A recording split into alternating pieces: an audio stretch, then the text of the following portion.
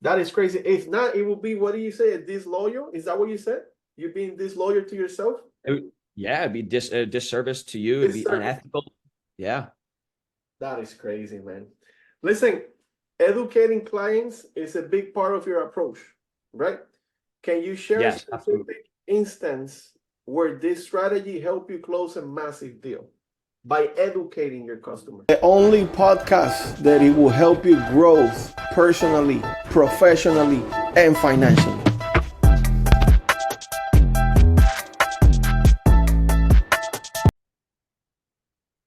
Welcome. Again, good morning, good afternoon, even good evening. By the time that you listen to this, welcome to the Growth Talk with Glenn, where we dive into strategies that drive success in business and also personal growth.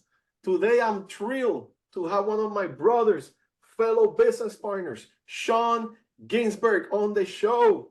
Sean is that, check this out, Sean is not just a master in the art of real estate, having sold over $50 million in coastal luxury homes, but he's also a 10X certified coach, speaker, and mentor.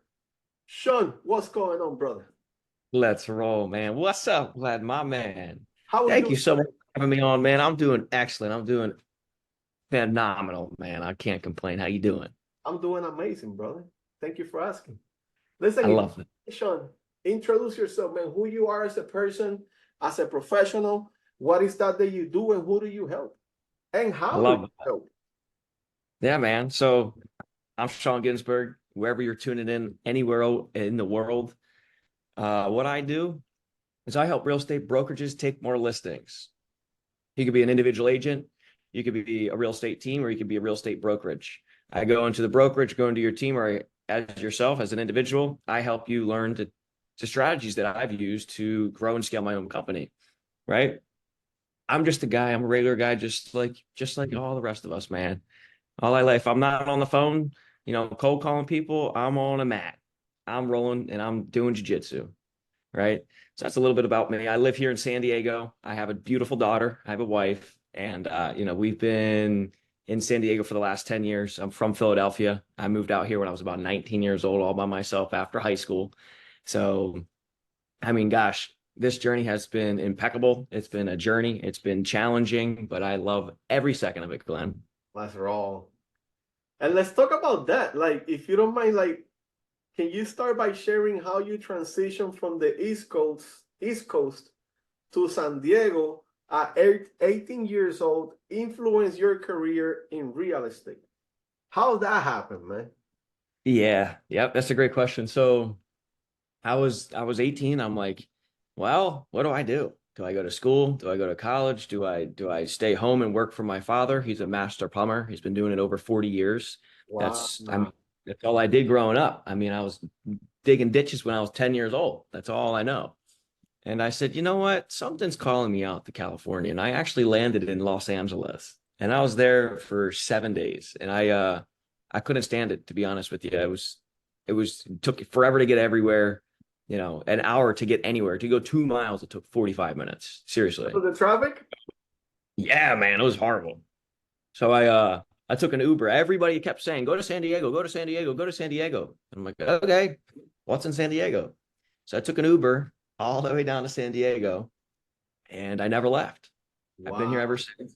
And I found myself working in, liquor stores, gas stations, smoke shops, restaurants, new construction. I mean, any oddball job, selling stuff at farmers markets, selling stuff online, trading and buying motorcycles and cars. And I'm like, gosh, I was working for these guys running all their stores. And I'm like, man, these guys make big money. And I'd go into these stores, maybe it was a liquor store, and I'd set up the liquor store, right? And I'd have it all perfect. I'd hire, fire, bring in the people, manage the shop, and move to the next one. And I started to realize, I'm like, gosh, how are they getting all these stores, right? And I'm like, well, they're buying the strip malls, they're buying the shopping centers. And I'm like, I can do this, right? So the name of the game out here in California, anyway, San Diego, is what I saw was real estate. I'm like, oh my God, I can do this. And when I met Barbara, she was a big property manager. And I'm like, what does your broker do? And he had like 6,000 units across San Diego County. And I'm like, gosh, Wow. like As a maybe I should, broker. Yeah, yeah. As a property manager, broker, as a broker, but as a As a property manager. property manager. Yes, correct. So I'm like, maybe I should check out real estate. Maybe I should do that. So I got my real estate license. Guess how many times I had to take the test? 7 times. 7 times to pass that test. Now that'll teach you resilience, Yeah, right? Every day until I passed that test. All right. So for any real estate agents or anybody that's struggling, maybe passing the bar or any test out there to get your license, just keep doing it. Just keep taking it. Right. It should not allow you to like set you back. Right. It should actually, you should lead into it. What don't I know? Why am I not getting this thing, man? So I had to learn, I had to study how to take that test because what I learned on that test, I've never used any of the information in a real estate transaction other than maybe a deciduous leaf. So there's a lot of things that came from that. After I got my license, it took me 6 months to do my first deal. And, I thought I knew everything. I thought I was the best salesman in the world. No. Mm-mm.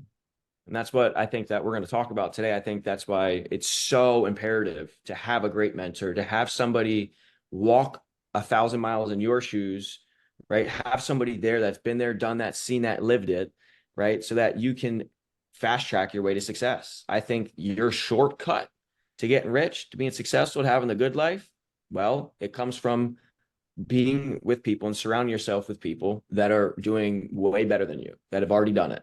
Right. And I think it's really important to point that out because it took me 2 years being a real estate agent to realize, dude, swallow your pride. You don't know what you're doing. You need help. You need somebody to tell you what to do.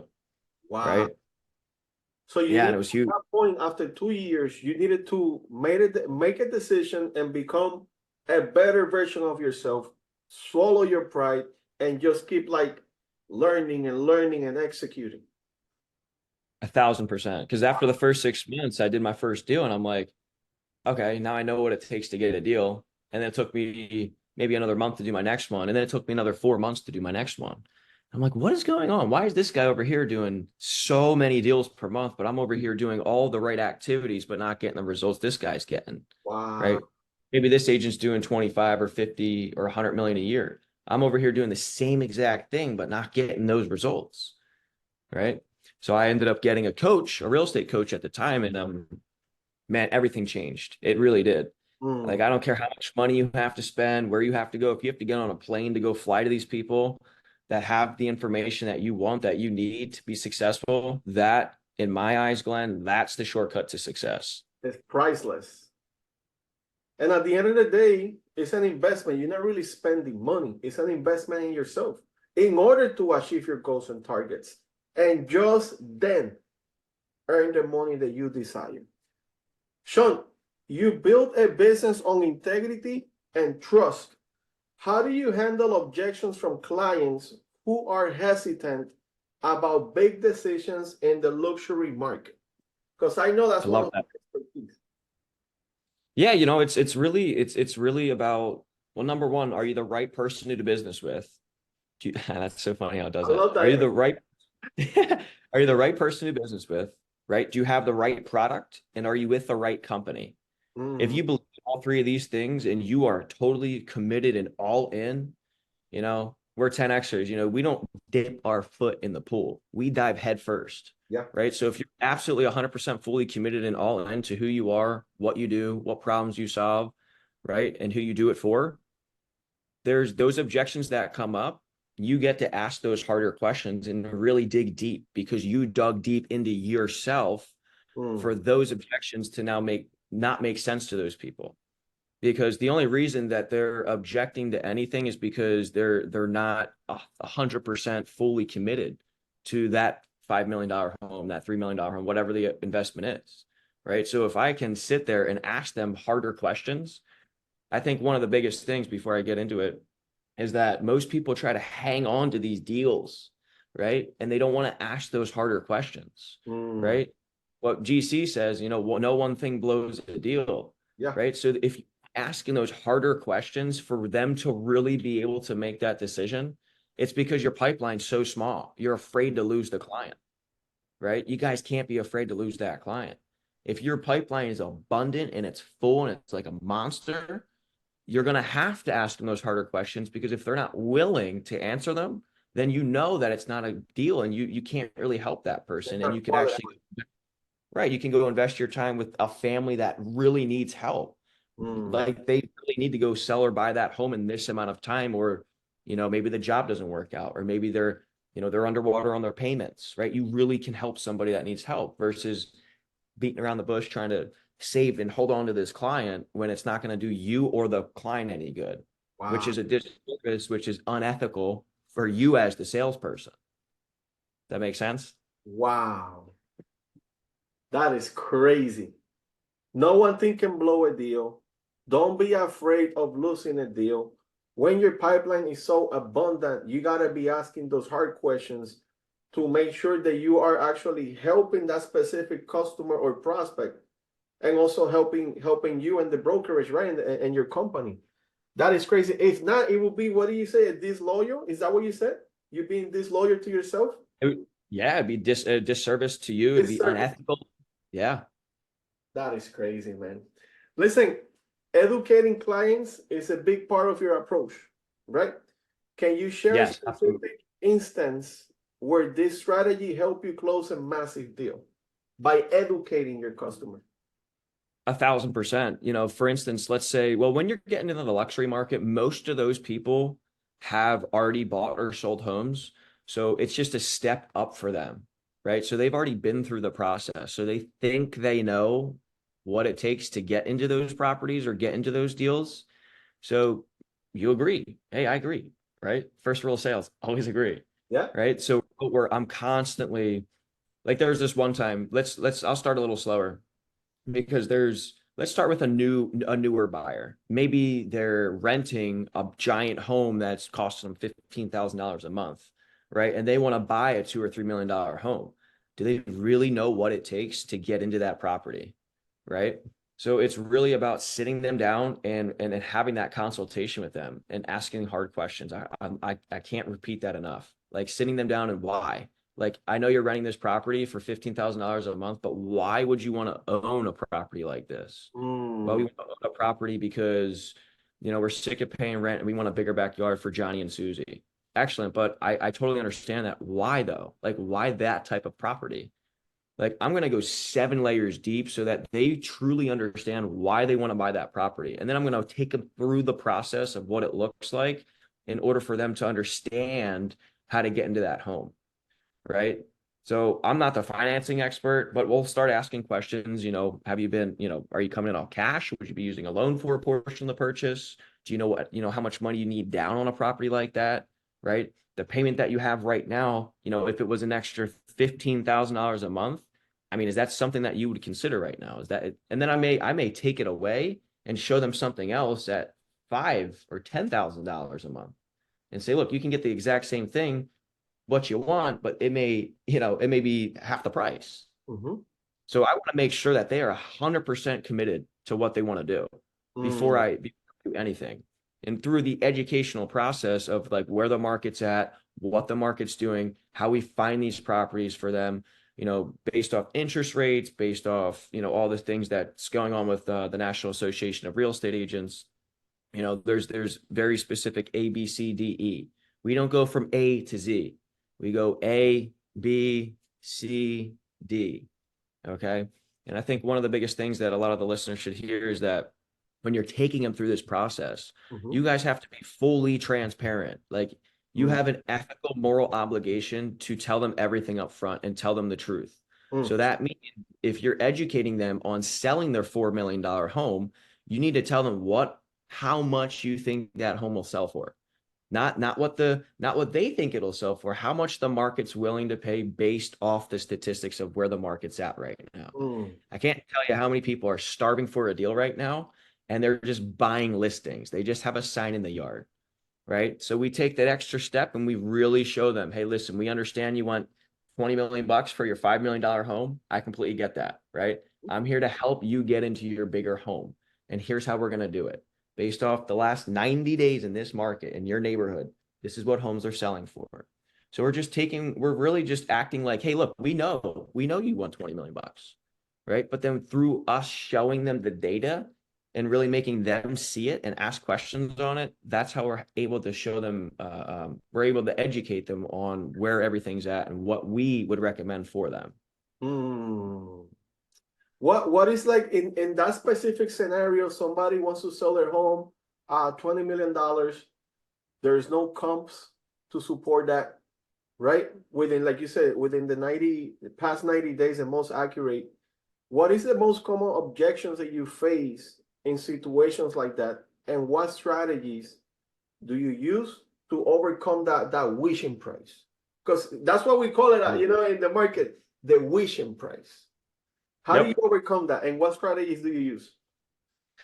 So the seller always wants what's up here. The buyer always wants what's down here. Yeah.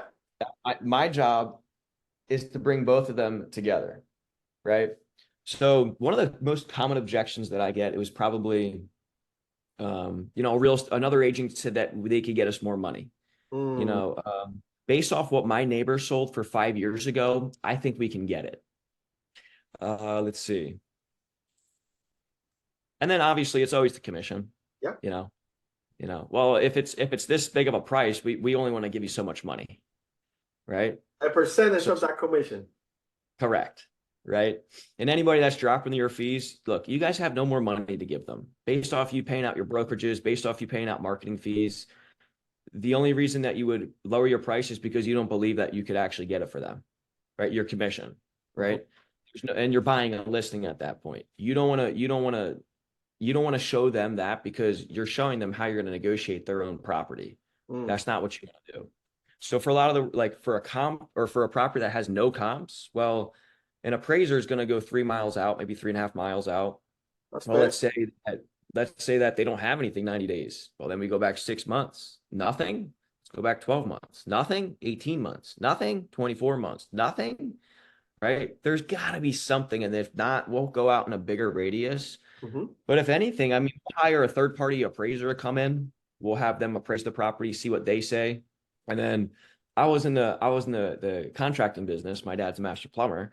So I'm pretty well versed in, going in there and seeing marble floors and stuff flown in from Italy and whatever the case may be. I can tell you how much the floors are. If it's a 20,000 square foot property, I can kind of get a gist of where the money was put, based on today's standards, how much it would cost to do all that stuff. So I can give them a ballpark range, and there's got to be a property. There's always some property there.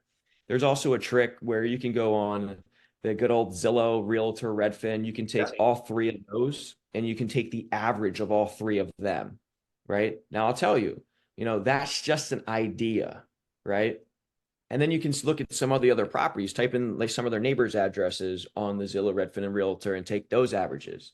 Maybe take 10 averages of 10 homes and take one average. If they're all equaling the same amount, I mean, you pretty much have your number, and then I'll probably scratch off 10% and say, let's list it at that. Right. So in very rare circumstances, you will get those properties that, you just can't find a comp. Now it's just based on value. Now we're getting into Grant Cardone stuff, right? Yeah. Look, we're going to pay too much money for the house, and the next person that buys it from you is going to pay too much money too. Always. Right. You're looking at a $25 million property. You got money to buy it anyways. You might as well spend the extra 5 and give me 30. Yeah. Right. And then 45 if you want to in the future. Exactly. But I think it's important to stress out, like, before, you get into that conversation, you really do your market research, especially if you've been selling real estate in a neighborhood or a zip code where you've been doing a lot of business. You should know exactly the price per square foot. You should know the square footage of all the other homes that have sold in the area, right? You should have a very specific idea of what the home should sell for. And I don't care if they've put in $2 million worth of upgrades, that's just bringing the home up to today's standards, as we would say, right? So we really just have to have that tough conversation with the seller and just sit them down and say, listen, why do you want that price? Where did you come up with that price? Right? So if I had a bag full of cash and I knocked on your front door, how much would you take? Yeah. Well, I would take $5 million. So you wouldn't even look at 4.5. No, we would. Oh, okay. So what I hear you saying is that if I had cash right now knocked on your door for 4.5, you take it? Well, we'd consider it. Well, now I know that 5 million is not the, it's It's now, not the okay, real now, number.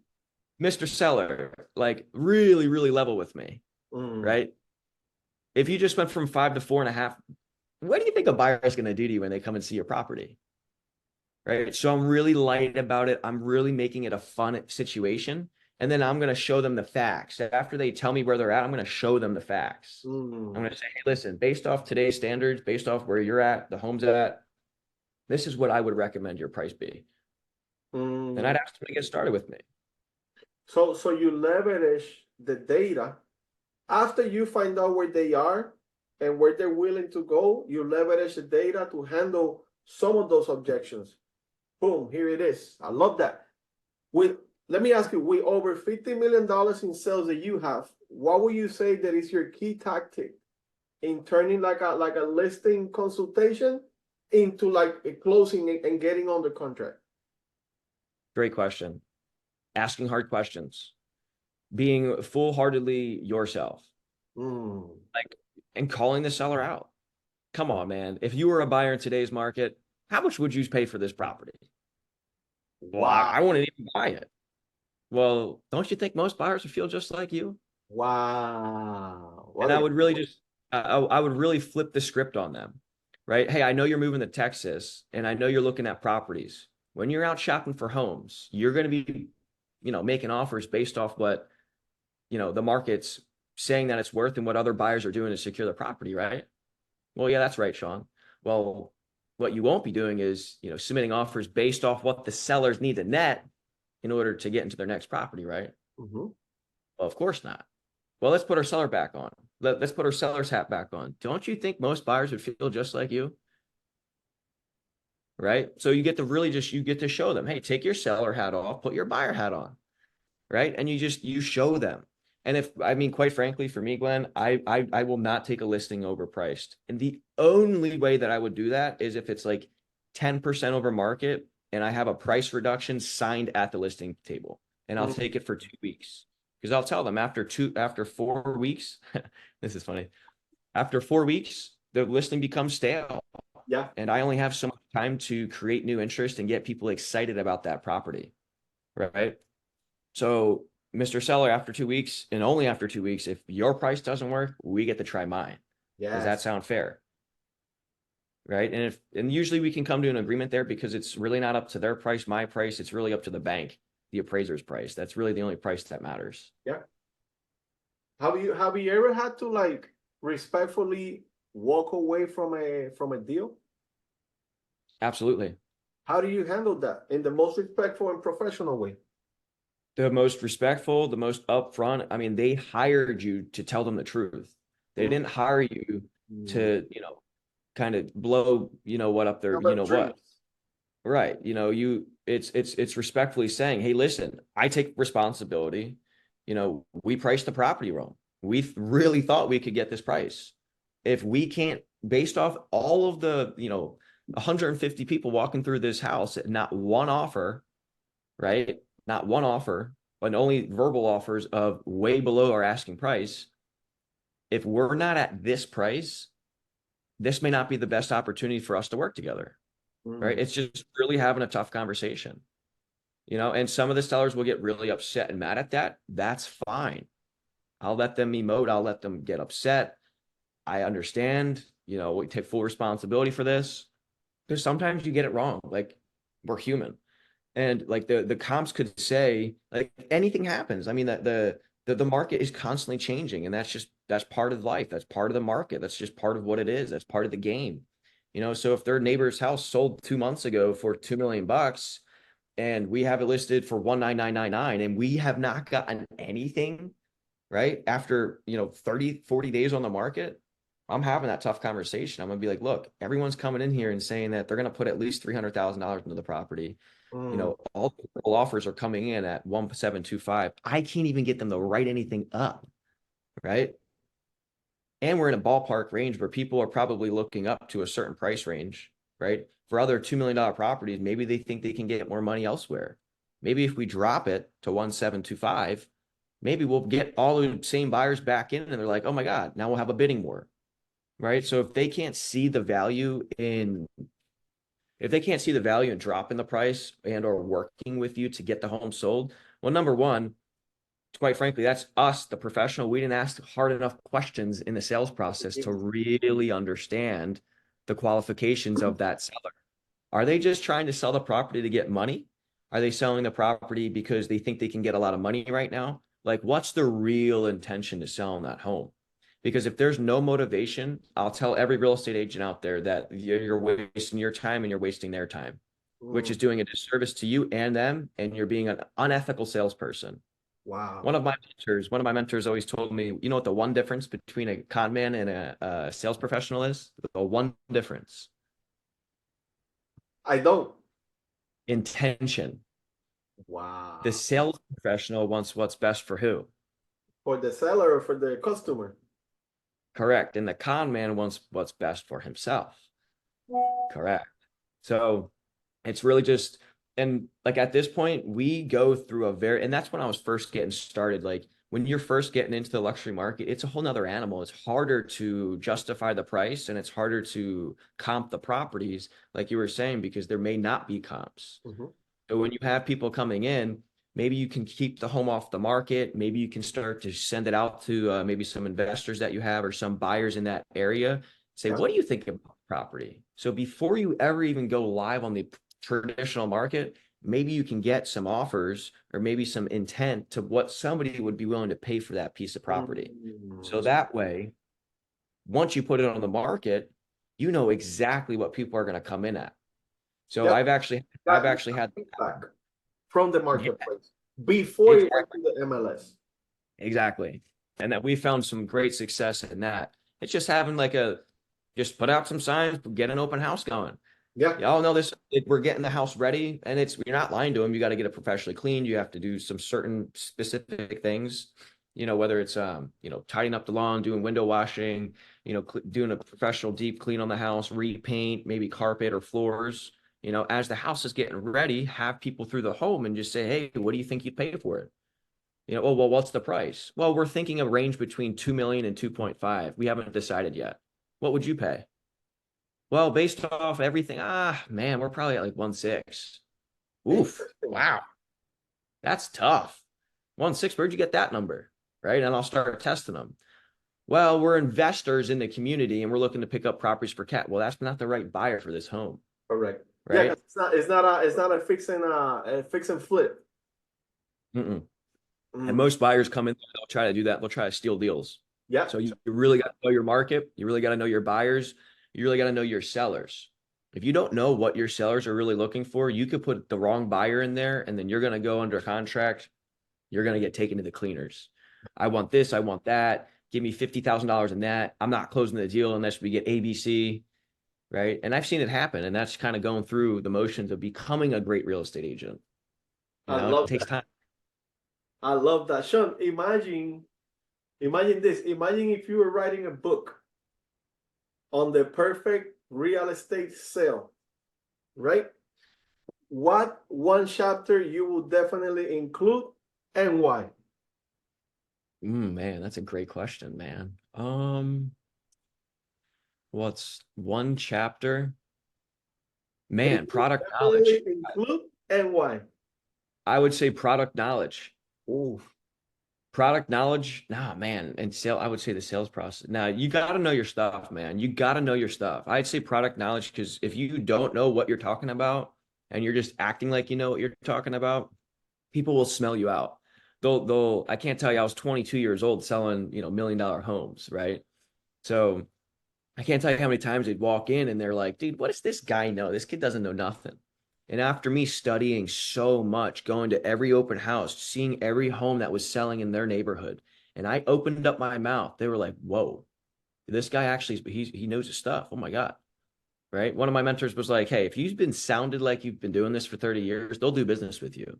I'll take that one step further. And if you actually have studied and you sound great and you know what to say, well, if you've actually done the research too, and you put both together, there's no way they can tell you no. There's no way they would not want to work with you because every other agent's all surface level and they're just staring at these people as commissions.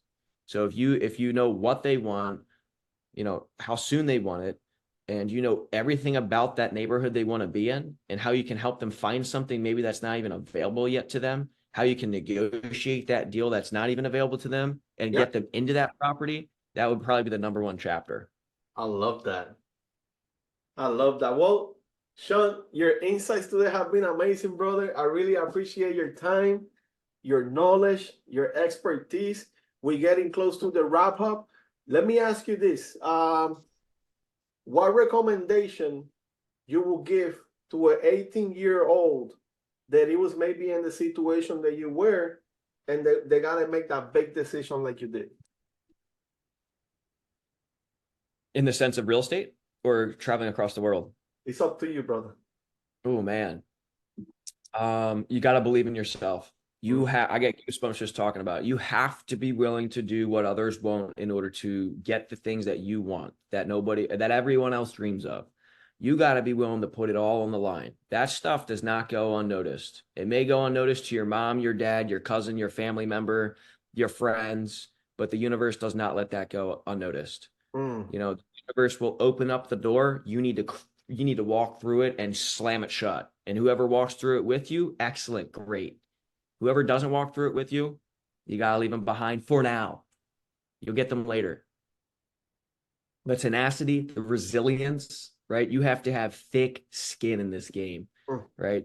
This game goes out to the ones that are, man, I mean, you must be willing to do whatever it takes to the degree where if you're that uncomfortable and that you're that scared to do that, do it.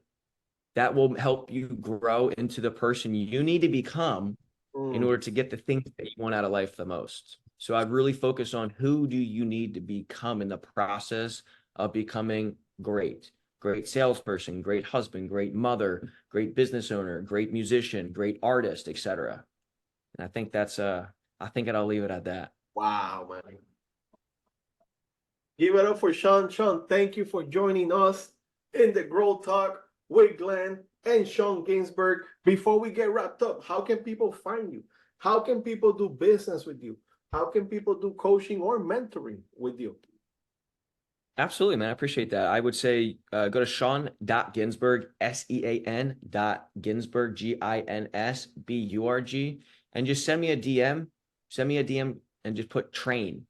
And I'll send out one of my associates will send you everything that you need to know. And I'm on there all the time. I'll personally reach out to you as well. Anything that you guys need, whether it's life, health, wealth, business, fitness, whatever it may be, I'm open book. I love that, brother. Hey, let's give some more knowledge to our listeners. Would it be okay if we give them some more knowledge with a 10x quote from page 9? Wait, from page 9 to 85. You pick a number. Let's go. 13. 13, that's a great one. That's my favorite number. Here we go. The right level of action is 10x. Massive action. Massive action. The right level of action is massive action. So based on what he said just right now about that recommendation for the 18-year-old, do not forget the right level of action. It needs to be massive. Because when you take massive action, guess what? You get massive results. It's that simple. Listen, everybody, thank you for your time. Sean, thank you for your time, brother. Expertise, knowledge, insights. Always wishing you the best of success, health, and wealth. And let's go make some money and help some more people. Let's go. Let's get it, man. Thank you so much for having me here. I appreciate you guys. For all the listeners, go out there, take massive action, and go get it. Let's go.